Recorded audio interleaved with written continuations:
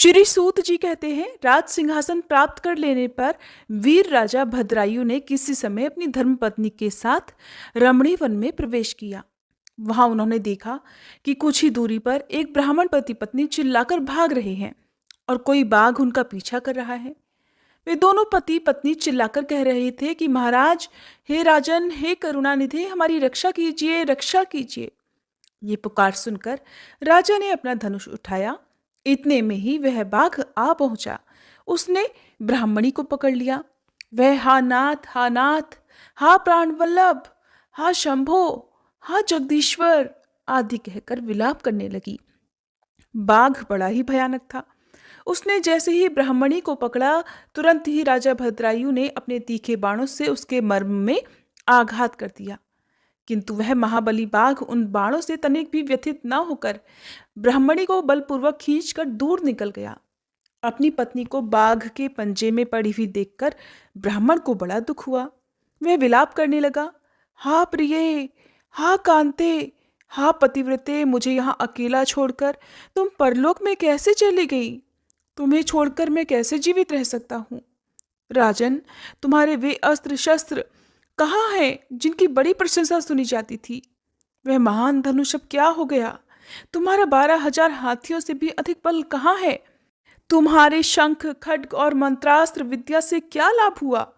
दूसरों को छीन होने से बचाना तो एक क्षत्रिय का परम धर्म है। धर्म के राजा अपना धन और प्राण देकर भी शरण में आए हुए दीन दुखियों की रक्षा किया करते हैं। जो पीड़ितों की प्राण रक्षा नहीं कर सकते, ऐसे लोगों के जीवन की अपेक्षा तो उनकी मृत्यु ही श्रेष्ठ है। इस प्रकार ब्राह्मण का विलाप और उसके मुख से अपने पराक्रम की निंदा सुनकर राजा ने शोक से मन ही मन इस प्रकार विचार किया, अहो, आज भाग्य के उलटफेर से मेरा पराक्रम नष्ट हो गया, मेरे धर्म का भी नाश हो गया। अतः अब मेरी संपदा, राज्य और आयु का भी निश्चय ही नाश हो जाएगा। ऐसा कहकर राजा भद्रायु ब्राह्मण के चरणों में गिर पड़े और उससे धीरज बंधाते हुए कहने लगे, हे ब्राह्मण, मेरा पराक्रम नष्ट हो गया। मुझे क्षत्रियाधम पर आप कृपा कीजिए। महामते, शोक छोड़ दीजिए। मैं आपको मनवांछित पदार्थ दूंगा। ये राज, ये रानी और मेरा ये शरीर सब कुछ आपके अधीन है। बोलिए, आप क्या चाहते हैं? ब्राह्मण बोले, राजन, अंधे को भला दर्पण से क्या काम? जो भिक्षा मांगकर अपना जीवन निर्वाह करता हो, वह बहुत से घर लेकर भला क्या करेगा? जो मूर्ख है, उसे पुस्तक से क्या काम? और जिसके पास स्त्री नहीं है, वह धन लेकर क्या करेगा? मेरी पत्नी चली गई।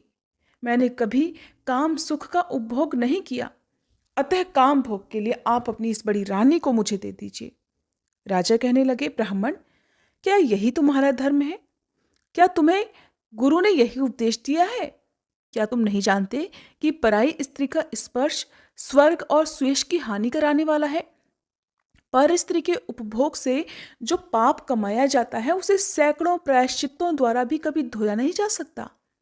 ब्राह्मण कहने लगे, राजन, मैं अपनी तपस्या से भयंकर ब्रह्महत्या और मदिरापान जैसे पाप का भी नाश कर डालूंगा।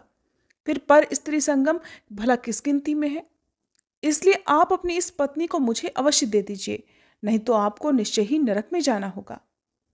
ब्राह्मण की इस बात पर राजा ने मन ही मन विचार किया कि ब्राह्मण के प्राणों की रक्षा न करने से महापाप होगा, अतः इससे बचने के लिए अपनी पत्नी को दे डालना ही सर्वश्रेष्ठ है। इस श्रेष्ठ ब्राह्मण को अपनी पत्नी देकर मैं पाप से मुक्त होकर शीघ्र ही अग्नि में प्रवेश कर जाऊंगा। मन ही मन ऐसा निश्चय करके राजा ने आग जलाई और ब्राह्मण को बुलाकर उसके प्रति अपनी पत्नी को दे दिया। इसके बाद स्नान करके पवित्र होकर देवताओं को प्रणाम करके उन्होंने अग्नि की 2 बार परिक्रमा की और एकाग्र चित्त होकर भगवान शिव का ध्यान किया। इस प्रकार राजा को अग्नि में गिरने के लिए तत्पर देखकर जगतपति भगवान विश्वनाथ सहसा वहां प्रकट हो गए। उनके 5 मुंह थे। मस्तक पर चंद्रकला आभूषण का काम दे रही थी। कुछ कुछ पीले रंग की जटा लटकी हुई थी। वे कोटि कोटि सूर्यों के समान तेजस्वी थे। हाथों में त्रिशूल, खटवांग, कुठार, ढाल, मृग, अभय, वरद और पिनाक धारण किए बैल की पीठ पर बैठे हुए भगवान नीलकंठ को राजा ने अपने आगे प्रत्यक्ष देखा।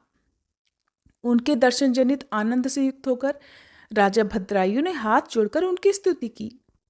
फिर स्तुति करने के साथ ही राजा की स्तुति से प्रसन्न होने पर माता पार्वती के साथ प्रसन्न हुए करुणानिधान महेश्वर ने कहा, राजन, तुमने किसी अन्य का चिंतन ना करके जो सदा सर्वदा मेरा पूजन किया है, तुम्हारी इस भक्ति के कारण और तुम्हारे द्वारा की हुई इस पवित्र स्तुति को सुनकर मैं बहुत प्रसन्न हुआ हूँ। तुम्हारे भक्ति भाव की परीक्षा लेने के लिए ही मैं स्वयं ब्राह्मण बनकर आया था, और जिसे बाघ ने खा लिया था वह ब्राह्मणी और कोई नहीं, ये गिरिराज नंदनी उमा देवी ही थी। तुम्हारे बाण मारने से भी जिसके शरीर को बिल्कुल चोट नहीं पहुंची, वो बाघ भी माया से बना हुआ था। तुम्हारे धैर्य को देखने के लिए ही मैंने तुम्हारी पत्नी को मांगा था। इस कीर्ति मालिनी की और तुम्हारी भक्ति से मैं अत्यंत संतुष्ट हूं। तुम कोई दुर्लभ वर मांगो, मैं उसे अवश्य दूंगा। तब राजा बोले, देव, आप तो साक्षात परमेश्वर हैं। आपने सांसारिक ताप से घिरे हुए मुझे अधम को जो प्रत्यक्ष दर्शन दिया है, यही मेरे लिए महान वर है। देव, आप वरदाताओं में श्रेष्ठ हैं। आपसे मैं दूसरा कोई वर नहीं मांगता। मेरी यही इच्छा है कि मैं, मेरी रानी, मेरे माता पिता, पद्माकर वैश्य और उनके पुत्र सुनय, इन सबको आप अपना पार्श्ववर्ती सेवक बना लीजिए। इसके बाद राजा कीर्ति मालिनी ने भी प्रणाम करके अपनी भक्ति से भगवान शंकर को प्रसन्न किया और ये उत्तम वर मांगा कि महादेव, मेरे पिता चंद्रांगद और माता सीमंतनी, इन दोनों को भी आपके समीप निवास प्राप्त हो। भक्तवत्सल भगवान गौरीपति ने प्रसन्न होकर तथास्तु कहा और उन दोनों पति पत्नी को इच्छानुसार वर देकर वे क्षण भर में ही अंतर्ध्यान हो गए। इधर राजा ने भगवान शंकर का प्रसाद प्राप्त करके रानी कीर्ति मालिनी के साथ प्रिय विषयों का उपभोग किया और 10,000 वर्षों तक राज्य करने के बाद अपने पुत्रों को राज्य देकर उन्होंने शिवजी के परम पद को प्राप्त किया। राजा और रानी दोनों ही भक्तिपूर्वक महादेव जी की पूजा करके भगवान शिव के धाम को प्राप्त हुए। ये परम पवित्र, पापनाशक और अत्यंत गोपनीय भगवान शिव का विचित्र गुणानुवाद जो विद्वानों को सुनाता है अथवा स्वयं भी शुद्ध चित्त होकर पढ़ता है, वह इस लोक में भोग ऐश्वर्य को प्राप्त कर अंत में भगवान शिव को प्राप्त हो जाता है। श्री सूत जी कहते हैं, वामदेव नाम से प्रसिद्ध एक महातपस्वी शिवयोगी हुए हैं जो सुख दुख आदि द्वंद्वों से रहित, निर्गुण, शांत, असंग, समदर्शी, आत्माराम, क्रोध को जीतने वाले तथा ग्रह और गृहिणी से हीन थे। सबके ऊपर दया करने में संलग्न रहने वाले वे महात्मा एक दिन स्वेच्छानुसार घूमते फिरते बड़े भयंकर क्रौंचारण्य में जा पहुंचे। उस नितांत निर्जन वन में कोई भूख प्यास से व्याकुल अत्यंत भयानक ब्रह्म राक्षस रहा करता था। वामदेव जी को देखकर उन्हें खा जाने के लिए वह राक्षस बड़े वेग से उनकी ओर दौड़ा। उसे आते देखकर योगीश्वर वामदेव बिल्कुल भी विचलित नहीं हुए। उस घोर ब्रह्म राक्षस ने तेजी से दौड़कर उन्हें पकड़ लिया, लेकिन वामदेव जी के अंगों का स्पर्श होते ही उसकी सारी पाप राशि तुरंत ही नष्ट हो गई और उससे अपने पूर्व जन्म का स्मरण हो आया। जैसे चिंतामणि अर्थात स्पर्श मणि का स्पर्श करके लोहा भी सोना हो जाता है, जैसे जम्बू नदी में पड़ी हुई मिट्टी भी सोना हो जाती है, जैसे मानस सरोवर में आकर कौवे भी हंस हो जाते हैं, और जिस प्रकार एक बार भी अमृत पी लेने पर मनुष्य अजर अमर देवता हो जाता है, उसी प्रकार महात्मा पुरुष अपने दर्शन तथा स्पर्श आदि से पापियों को भी तत्काल पवित्र कर देते हैं। इसलिए सत्संग दुर्लभ है। जो राक्षस पहले ही भूख प्यास से विकल होकर घोर रूप धारण करके वन में भटकता फिरता था, वही साधु के संपर्क से, उनके दर्शन से पूर्णानंदमय हो गया। उसने योगी के युगल चरणारविंदों में प्रणाम करके कहा, हे महायोगिन, मुझ पर प्रसन्न होइए। हे करुणानिधि, प्रसन्न होइए। कहा सब प्राणियों को भय देने वाला मुझ जैसा पापात्मा, और कहा आप जैसे दयालु महात्मा का दर्शन। वामदेव जी बोले, भयानक राक्षस का रूप धारण करके इस वन में विचरने वाले तुम कौन हो और यहाँ किस लिए रहते हो? राक्षस कहने लगा, हे महात्मन, इससे 25वें जन्म पहले मैं पवन राष्ट्र का रक्षक हुआ करता था। उस समय मेरा नाम दुर्जय था। मैं बड़ा पापी और स्वेच्छाचारी था। हर दिन नई नई स्त्री का उपभोग करने की इच्छा रखता था। नित्य एक एक स्त्री को भोग कर छोड़ देता और उसे घर के भीतर रखकर अन्य स्त्रियों का अपहरण करवाता था। मेरे द्वारा भोगी गई वे स्त्रियां घर के भीतर बंद रहकर दिन रात शोक में डूबी रहती थीं। मेरे राज्य में जितने भी ब्राह्मण थे वे सब स्त्रियों सहित भाग गए। मैं सधवा, विधवा, कुमारी अथवा रजस्वला सभी तरह की स्त्रियों का हरण करके उनके साथ कुकर्म करता था। इस प्रकार दूषित विषय भोगों में आसक्त, मत्त और मदिरापान में रत रहने के कारण मुझे जवानी में ही यक्ष्मा आदि बड़े बड़े रोगों ने घेर लिया। मंत्रियों और सेवकों ने भी मुझे त्याग दिया। अंत में अपने ही कुकर्म के कारण मैं मर गया। जो मनुष्य धर्म से भ्रष्ट हो जाता है उसकी आयु नष्ट होती है, अयश बढ़ता है, भाग्य क्षीण हो जाता है, वह अत्यंत दुर्गति में पड़ जाता है और उसके पूर्वज पितर स्वर्ग से निश्चय ही गिर जाते हैं। मृत्यु के बाद यमराज के दूत मुझे यमलोक ले गए। मैं वहां भयंकर नरक कुंड में डाल दिया गया। उस कुंड के अंदर यमदूतों से पीड़ित होकर मुझे 30,000 वर्षों तक रहना पड़ा। इसके बाद बचे हुए पाप के फल से मैं इस निर्जन वन में भूख प्यास से विकल पिशाच हो गया। पिशाच योनि में मैंने 100 दिव्य वर्ष बिता दिए। फिर दूसरे जन्म में व्याघ्र, तीसरे में अजगर, चौथे में भेड़िया, पांचवें में सुअर, छठे में गिरगिट, सातवें में कुत्ता, आठवें में सियार, नवें में नीलगाय, 10वें में मृग, 11वें जन्म में वानर, 12वें में गीध, 13वें में नेवला, 14वें में कौआ, 15वें में रीछ, 16वें में वनमुर्गा, 17वें में गधा, 18वें में बिलाव, 19वें में मेढक, 20वें में कछुआ, 21वें में मछली, 22वें में चूहा, 23वें में उल्लू, 24वें में जंगली हाथी और 25वें जन्म में मैं ब्रह्म राक्षस हुआ। इस समय आपके शरीर के स्पर्श मात्र से मेरी पूर्व जन्म की स्मृति जाग उठी है। मुझे सब कुछ याद हो आया है। आपके संग से मेरे मन में वैराग्य और प्रसन्नता हुई है। महामते, ऐसा प्रभाव आपको कैसे प्राप्त हुआ? तब वामदेव जी कहने लगे, ये मेरे शरीर में लगे हुए भस्म का ही महान प्रभाव है। भगवान शंकर के भला दूसरा कौन है जो भस्म की शक्ति को जानता हो? महादेव जी का जैसा महात्म्य है वैसा ही भस्म का भी है। भस्म के संसर्ग से, स्पर्श से तुम्हारी बुद्धि भी निर्मल हो गई।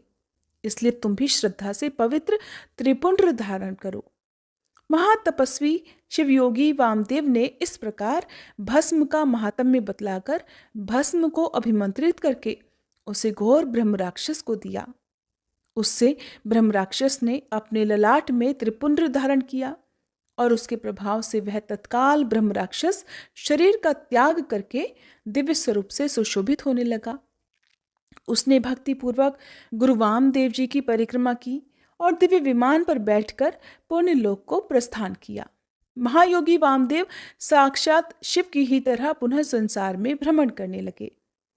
श्री सूत जी कहते हैं, श्रद्धा ही संपूर्ण धर्मों के लिए अत्यंत हितकर है।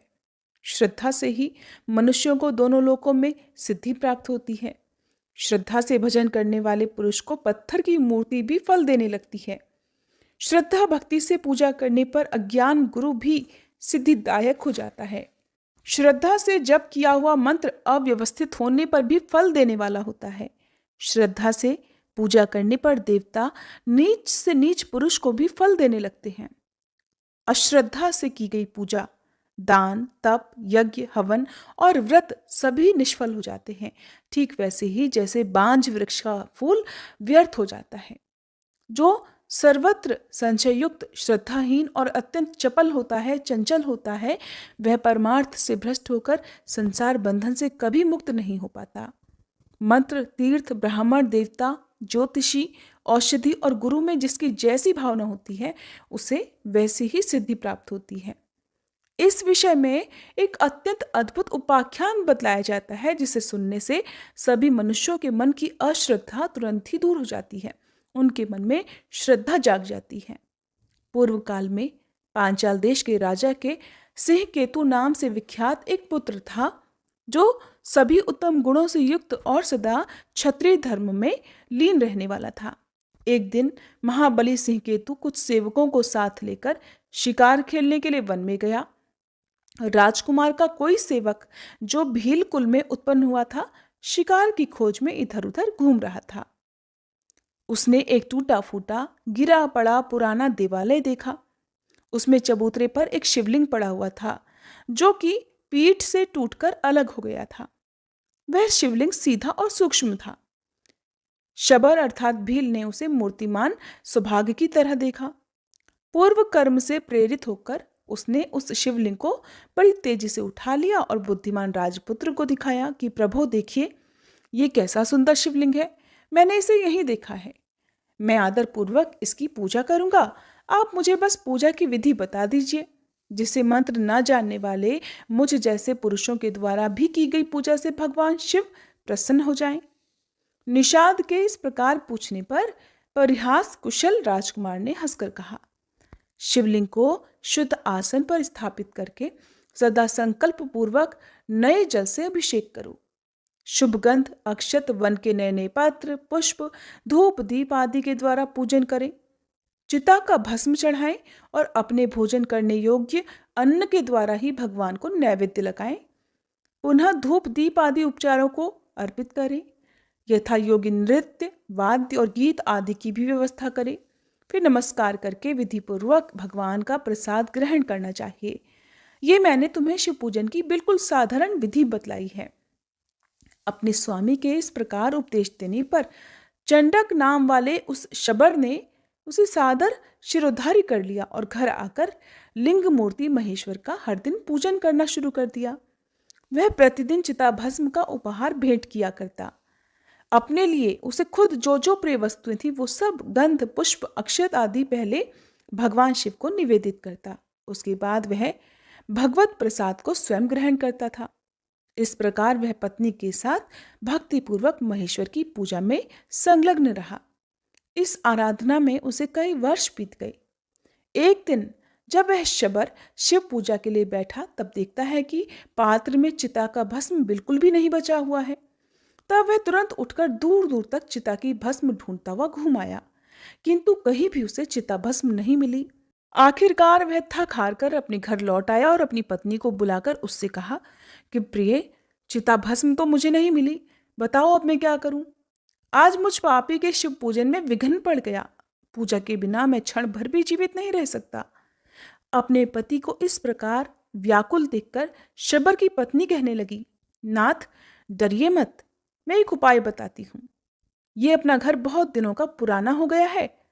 मैं इसमें आग लगाकर उस अग्नि में प्रवेश कर जाऊंगी। इससे आपके लिए बहुत सी चिताभस्म तैयार हो जाएगी। सुनकर शबर बोला, प्रिय, ये मानव शरीर ही धर्म अर्थ काम और मोक्ष का सबसे श्रेष्ठ साधन है। इस नवयौवन संपन्न सुखोचित शरीर को भला तुम क्यों त्याग रही हो। तब उसकी पत्नी कहने लगी, नाथ, जीवन की सफलता इसी में है कि दूसरों के हित के लिए अपने प्राणों का त्याग किया जाए। फिर साक्षात शिव जी के लिए जो स्वयं अपने प्राणों का त्याग करे, उसके लिए तो कहना ही क्या है। मैंने कौन सी घोर तपस्या की है जिससे भगवान शिव की प्रीति के लिए प्रज्वलित अग्नि में मैं अपने शरीर का त्याग करती हूँ। अपनी पत्नी को इस प्रकार स्थिर बुद्धि और शिव भक्ति देखकर दृढ़ संकल्प वाले शबर ने तथास्तु कहकर उसकी प्रशंसा की। शबरी ने अपने पति की आज्ञा मानकर स्नान से पवित्र होकर अलंकार धारण किया और अपने घर में आग लगाकर अग्निदेव की भक्ति पूर्वक परिक्रमा करके अपने पतिदेव गुरु को नमस्कार कर और हृदय में भगवान सदाशिव का ध्यान करके अग्नि में प्रवेश करने के लिए तत्पर होकर हाथ जोड़कर इस प्रकार स्तुति की, हे देव, मेरी इंद्रियां आपकी पूजा के लिए पुष्प हों, ये शरीर धूप और अगुरु हों, हृदय दीपक हो, प्राण भविष्य का काम करें और कर्मेंद्रियां आपके लिए अक्षत हो जाएं। इस समय हे नाथ, ये जीव आपकी पूजा के फल को प्राप्त हो। मैं धनाधिपति कुबेर का पद नहीं चाहती, अविचल स्वर्ग भूमि की भी इच्छा नहीं रखती और ब्रह्मा जी के पद की भी इच्छा नहीं रखती। मैं तो हे प्रभु बस यही चाहती हूँ कि अगर फिर इस संसार में कभी मेरा जन्म हो तो मैं हर जन्म में आपके चरणारविंदों के सुंदर मकरंद का पान करने वाली भ्रमरी हो जाऊं। मेरे देवता, भले ही मेरे सैकड़ों जन्म हो, परंतु अज्ञान की हेतुभूत माया मेरे मन में कभी प्रवेश न करे। किंचित आधे क्षण के लिए भी मेरा हृदय आपके चरण कमलों से अलग न हो। हे महेश्वर, आपको नमस्कार है, आपको नमस्कार है। इस प्रकार देवेश्वर भगवान शिव को प्रसन्न करके दृढ़ निश्चय वाली शबरी जलती हुई अग्नि में प्रवेश कर गई और क्षण भर में जलकर भस्म हो गई। फिर शबर ने उस भस्म को लेकर जले हुए घर के पास ही भगवान शिव का पूजन किया। पूजन के अंत में उसने प्रसाद लेने को नित्य आने वाली अपनी प्रियतमा का भी ध्यान किया। ध्यान करते ही वो तो पहले की तरह हाथ जोड़कर उसके सामने खड़ी दिखाई दी। पत्नी को देखकर और जलकर भस्म हुए घर को भी पहले की तरह स्थित पाकर अब शबर आश्चर्यचकित होकर सोचने लगा कि अहो, अग्नि तो अपने तेज से वस्तु को जलाती है, सूर्य केवल किरणों से तपाते हैं, राजा अपने दंड के द्वारा अपराधी को दग्ध करता है, ब्राह्मण मन से जला डालता है। मेरी पत्नी तो प्रत्यक्ष अग्नि में ही जल गई थी, फिर भला ये जीवित कैसे हो गई? पता नहीं ये स्वप्न है या फिर भ्रम में डालने वाली कोई माया है। इस प्रकार विचार करते हुए शबर ने अपनी पत्नी से ही पूछा कि प्रिय, तुम तो अग्नि में जलकर भस्म हो गई थी, फिर यहां कैसे आ गई? और ये जला हुआ घर भी पहले की तरह खड़ा कैसे हो गया? तब उसकी पत्नी कहने लगी, जब मैं घर में आग लगाकर उसके अंदर प्रविष्ट हुई तब से अपने आप की मुझे कोई सुध ही नहीं रही। न तो मैंने आग देखी, न लेश मात्र भी ताप का अनुभव किया। ऐसा लगता था मानो मैं जल में घुसी हूं। मैं आधे क्षण तक गहरी निद्रा में सोई सी रही और अब क्षण भर में जाग उठी हूं। उठते ही मैंने देखा अपना घर तो जला हुआ ही नहीं है, पहले की तरह सुस्थिर है। इस समय भगवान की पूजा के अंत में मैं तो हर दिन की तरह प्रसाद लेने के लिए आपके पास आई हूं। इस प्रकार वे दोनों दंपत्ति प्रेम पूर्वक आपस में वार्तालाप कर ही रहे थे कि इतने में ही उनके आगे परम अद्भुत दिव्य विमान प्रकट हुआ। उस पर भगवान शंकर के 4 सेवक आगे की ओर बैठे थे। उन्होंने दोनों निषाद दंपत्ति का हाथ पकड़कर उन्हें विमान पर बिठा लिया। शबर और शबरी को अपने शरीर का त्याग भी नहीं करना पड़ा। शिव दूतों के हाथों का स्पर्श प्राप्त होते ही निषाद दंपत्ति के वे ही शरीर तत्काल उन्हीं के समान दिव्य हो गए। इसलिए समस्त पुण्य कर्मों में श्रद्धा ही करनी चाहिए, क्योंकि शबर ने नीच होकर भी श्रद्धा के बल से ही योगियों की गति प्राप्त की। सभी वर्णों के लोगों से उत्तम जन्म पाने से भला क्या लाभ? संपूर्ण शास्त्रों का विचार करने वाली विद्या से भी यदि श्रद्धा न हो तो क्या लाभ है? जिसके मन में सदा भगवान शिव की भक्ति बनी रहती है, उससे बढ़कर तीनों लोकों में कौन पुरुष धन्य है। जय भोलेनाथ।